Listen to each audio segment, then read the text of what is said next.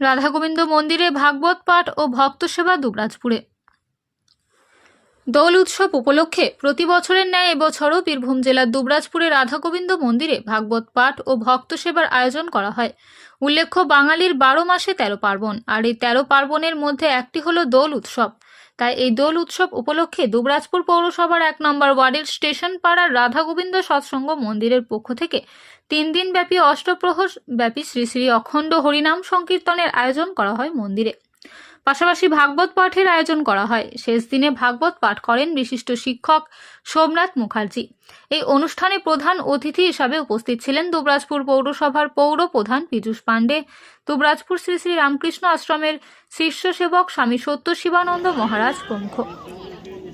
এদিন দুবরাজপুর শহরের প্রায় 1000 ভক্তকে পাত পেরে খিচুড়ি প্রসাদ খাওয়ানো হয়। এই কর্মযজ্ঞে উপস্থিত ছিলেন রাধা গোবিন্দ সৎসঙ্গ মন্দিরের সভাপতি অভিজিৎ হালদার, সম্পাদক কৌশিক মাহাতা, সহ সম্পাদক ঘনশ্যাম সাহা, অভিজিৎ নন্দী, নারুগোপাল ধীবর, রঞ্জিত রানু, ষষ্ঠী দেওয়াসী, পশুপতি সেনগুপ্ত, মনোরঞ্জন মণ্ডল সহ অন্যান্য সদস্যরা। রাধা গোবিন্দ সৎসঙ্গ মন্দিরের সভাপতি অভিজিৎ হালদার জানান, 2021 সাল থেকে আমরা এই অনুষ্ঠান করে আসছি। দোল উৎসব উপলক্ষে এই মন্দিরে 3 দিন ব্যাপী নাম সংকীর্তন চলছে। আজ ভাগবত পাঠ হলো মন্দিরে। আজ আমরা 1000 ভক্তকে প্রসাদ খাওয়ানোর ব্যবস্থা করেছি। উল্লেখ্য, এই এলাকায় আগে কোনো রাধা গোবিন্দ মন্দির ছিল না। প্রথমে আমি দুর্গাপুর 1 নম্বর ওয়ার্ডের স্টেশন পাড়ার রাধা গোবিন্দ মন্দিরের পক্ষ থেকে সকল দুর্গাপুরবাসীকে হোলি এবং দোল উপলক্ষে অভিনন্দন জানাই। আমরা আমাদের এই প্রচেষ্টা গত 4 বছর ধরে এই অনুষ্ঠান পালন করে আসছি। তার মধ্যে গীতা পাঠ এবং নরনারায়ণ সেবা আমরা বিশেষভাবে করে আসি।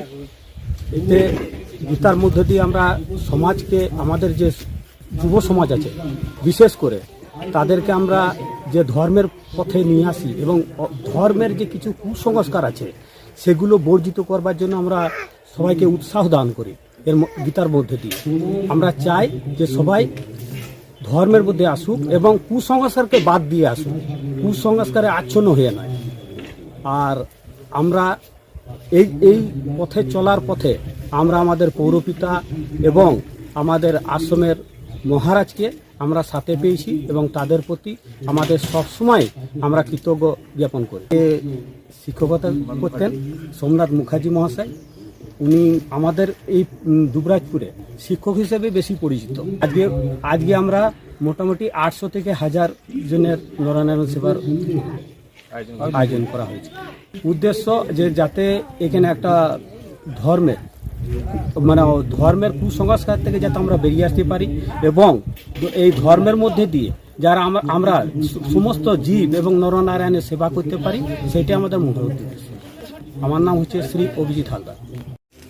আজকে দুবরাজপুর পৌরসভার 1 নম্বর ওয়ার্ডে স্টেশন পাড়ায় রাধা গোবিন্দ ট্রাস্টের সদস্যরা দৈনন্দিন জীবনে গীতার প্রয়োজনীয়তার উপর এক আলোচনা সভা শুরু করেছে। গীতা পাঠ এবং মাননীয় সোমনাথ মুখার্জি গীতা পাঠ করছেন, খুব ভালো লাগছে।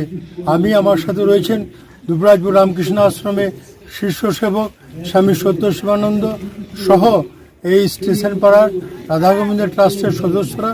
খুব ভালো লাগছে যে এখানে তারা একটা সুন্দর মন্দির নির্মাণ করছে এবং এই কালকে দোল গেছে এবং সেই সময় তারা গীতার বিভিন্ন শ্লোক নিয়ে আলোচনা করছে। দৈনন্দিন জীবনে গীতার প্রয়োজনীয়তা মানুষের কাছে বলছে, বোঝাচ্ছে, খুব ভালো লাগছে। এইভাবে ধর্মীয় আলোচনা হোক। সমাজ যে বিষাদগ্রস্ত হয়ে যাচ্ছে, সমাজে বিভিন্ন রকম দুর্নীতি, বিভিন্ন রকম যুব সমাজ আজকে ড্রাগের নেশা, মদের নেশা আসক্ত হচ্ছে, সেই জায়গা থেকে আমাদের গীতার প্রয়োজনীয়তা যদি এইভাবে প্রচার এবং প্রসার করা হয়, যুব সমাজের অনেকখানি কাজে লাগবে। শুধু যুব সমাজ নয়, সমাজের সমস্ত শ্রেণীর মানুষের সেই উদ্যোগ নিয়েছে এই রাধা গোবিন্দ ট্রাস্টের সদস্যরা। তাদেরকে অসংখ্য ধন্যবাদ জানাবো। এইভাবে তারা এগিয়ে চলুক এবং তাদের পাশে আমরা দুবরাজপুর পৌরসভা, রামকৃষ্ণ আশ্রম সবাই আমরা আছি এবং থাকব।